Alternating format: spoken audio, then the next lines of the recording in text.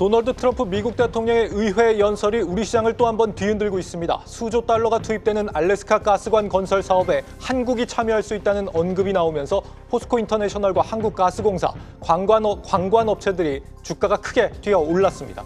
반면 다음 달 상호관세 부과를 앞두고 한국의 평균 관세가 미국보다 4배가 높다는 발언이 나와 우려를 키우고 있습니다. 증권부 조현 기자와 알아보겠습니다.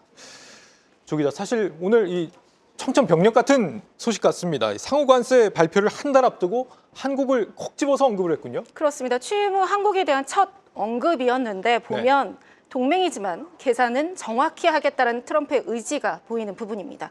트럼프 대통령은 한국이 미국보다 4배나 높은 관세를 부과하고 있다면서 우리는 한국에 군사적으로도 그리고 다른 여러 가지 방법으로도 도움을 주고 있다. 이는 공평하지 않다고 강조했습니다. 이는 4월 2일로 예고된 상호 관세를 강조하는 과정에서 한국을 일례로 거론한 것인데요. 결국 한국도 이 국가별 상호 관세 주요 타깃 중 하나라는 점을 드러낸 셈입니다. 물론 이 주장의 근거는 밝히지 않았고요. 트럼프는 또 이제 눈에는 눈, 이에는 이처럼 관세에는 관세, 세금에는 세금으로 맞서겠다며 이 관세 장벽을 세워서 미국 기업을 지키고 또 일자리를 창출하겠다 이렇게 거듭 강조했는데요. 하지만 좀 앞서서 이 자유무역 협정 맺고 있는 캐나다와 멕시코에 25%의 관세를 발효했다가 다시 또 이제 관세 인하 가능성을 내비치는 쪽으로 좀 전환하고 있죠.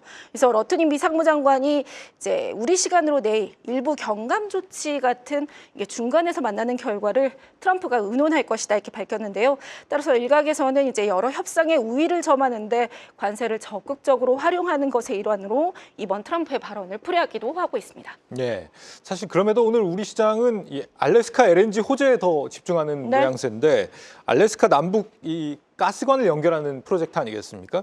이 얘기를 하면서 한국을 또 거론을 했습니다. 그렇습니다. 이거는 연설의 좀 초입 부분이었죠. 트럼프 대통령이 이제 드릴 베이비들 미국 에너지 재건 정책이 있지 않습니까? 이것을 강조하면서 알래스카의 세계 최대 규모의 천연가스 파이프라인을 건설할 것이고 여기에 한국과 일본 등 여러 나라가 수조 달러를 투자할 것이다. 이렇게 밝혔습니다.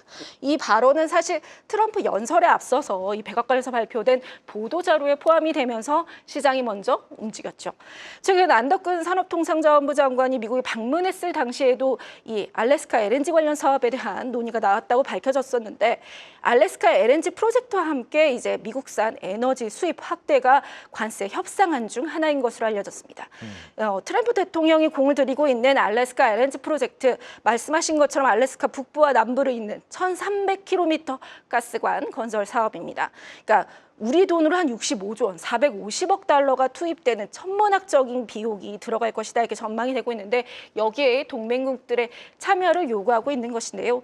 다만 현재 LNG 가격 수준에서 신규 개발이 쉽지 않은 상황인 만큼 좀 경제성에 대한 분석이 필요하다 이런 의견도 제기되고 있고요. 트럼프의 핵심 에너지 정책 중 하나가 이 미국산 LNG 확대인 만큼 당분간 관련주도 트럼프 입에 따라 함께 움직일 가능성이 높습니다. 네. 동맹국한테도 자비가 없는 트럼프의 최근 행보를 보자면은 이번에 참여를 한다는 게 과연 우리한테 정말 이로울 것인지도 한번 제대로 계산기를 두들겨 봐야 될 것 같습니다. 어쨌거나 알래스카 LNG 카드가 우리 정부의 중요한 관세 협상 카드가 될 수 있다는 거는 이번에 분명히 확인이 된 것 같고요. 또 한 가지는 이 반도체법 보조금 폐지 얘기가 지금 나왔습니다. 그간 뭐 보조금 재검토 얘기 많이 나왔었는데 폐지를 완전히 공식화를 해버렸네요, 이번에. 그렇습니다. 그동안 트럼프 대통령 반도체법에 대해서 줄곧 비판적인 입장을 좀 보여왔죠. 그런데 오늘 발언이 좀 더 강경하기는 했습니다. 트럼프가 이 반도체 보조법 정말 끔찍하다. 반도체 법과 남은 것 모두 없애야 한다 이렇게 강조를 했는데요.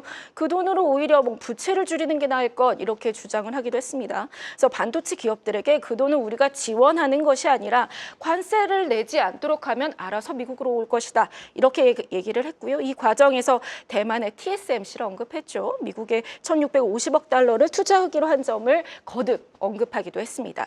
그래서 아무래도 국내 반도체 기업들로서는 긴장감이 높아질 수밖에 없는 상황입니다. 추가 투자에 대한 압박이 강조되고 있는 만큼 만큼 아무래도 이제 반도체 관세 부과 방안이 나오는 것에 따라서 일각에서는 이 수백억 달러 규모의 투자 계획이 다시 쓰여질 수도 있다. 이런 전망들 좀 조심스럽게 내놓고 있고요.